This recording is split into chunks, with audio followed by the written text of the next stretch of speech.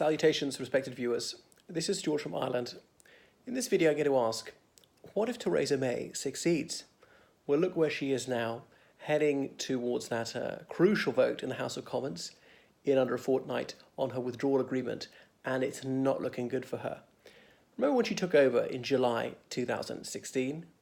She was 59 years old, the economy was growing quite well, all these gloomy prognostications about the impact of a Brexit vote were not coming true.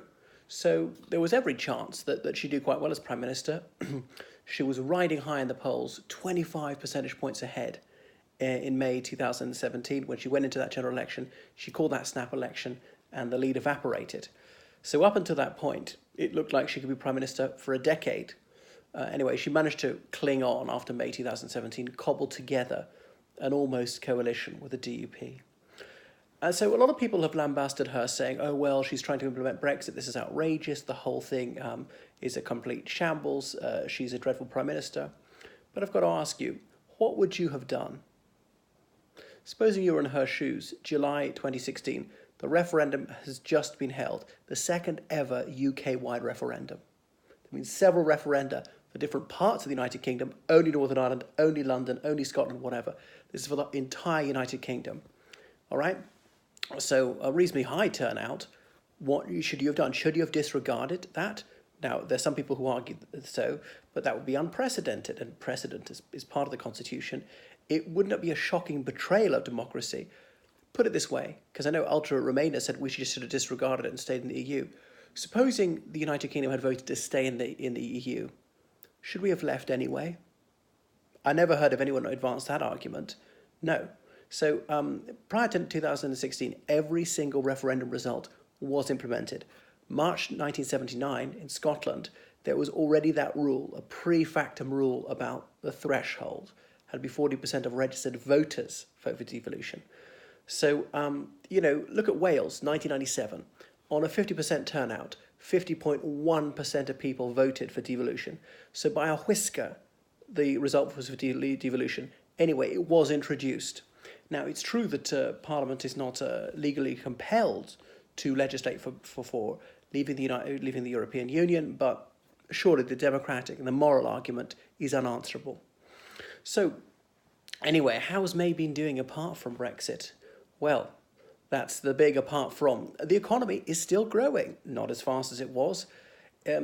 It's difficult to say that's because of Brexit. The further out from that vote we get, the harder the chain of causation is to trace. But all right, there is a pall of doubt cast over the British economy.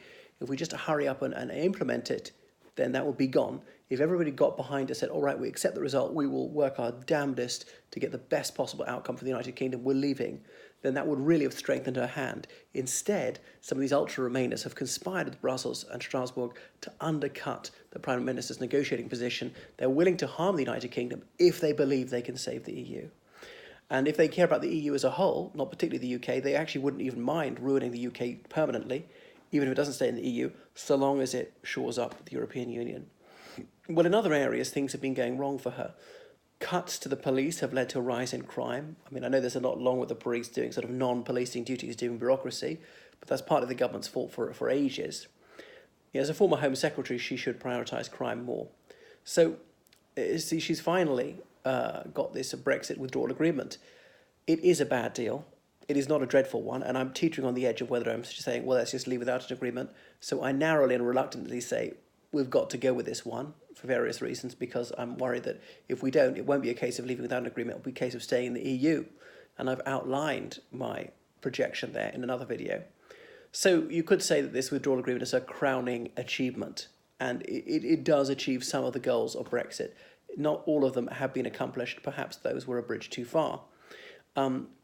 So if this is signed, if Parliament does vote for this, and the pound will jump, not very much, 1% probably, recover some of the lost ground gradually over the next year that is lost over about the last 3 years, lost around 20% of its value. Economic growth may pick up, it could then be turbocharged again. Should be able to concentrate on other policy areas, because this has taken up a huge amount of prime ministerial time and a huge amount of the media debate. There's weariness.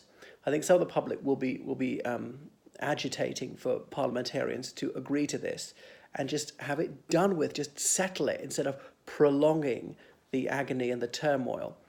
Business executives have said to me that there is so much uncertainty is driving away investment. If we just finish it and people know what the situation is, they will have a lot more confidence in the situation. The market outlook will improve. It's not a good investment climate when there's this guessing game going on. So hardline Brexiteers can't stop carping. They're headbangers. And the public is thoroughly fed up. They're just sick of hearing about it. They are bored to distraction. And business would be happy if this was settled. And some of the extremist Remainers should shut up and get behind her, because, of course, it could be a lot worse for them if the United Kingdom leaves without a deal. Now, as I say, I personally favour a hard Brexit, but take into account that almost half the people voted for Remain. Let's have a Brexit which makes some concessions to the Remain side of the house. It doesn't have to be all or nothing. So this would be a good thing to agree to for all sorts of reasons, even though it's not a very satisfactory deal, because it will minimise the chance of a conflict in Ireland. So once this is done, Labour will have to attack Theresa May on other issues. People may come to thank her for what she's doing. Up to now, it's been a thankless task. She will have proved her worth. She will have been mettlesome, courageous, indefatigable. She stuck to it despite all the barbs slung at her. So she might be seen to have triumphed. Her leadership may be enhanced. She's ruled out an early election, go on to 2022.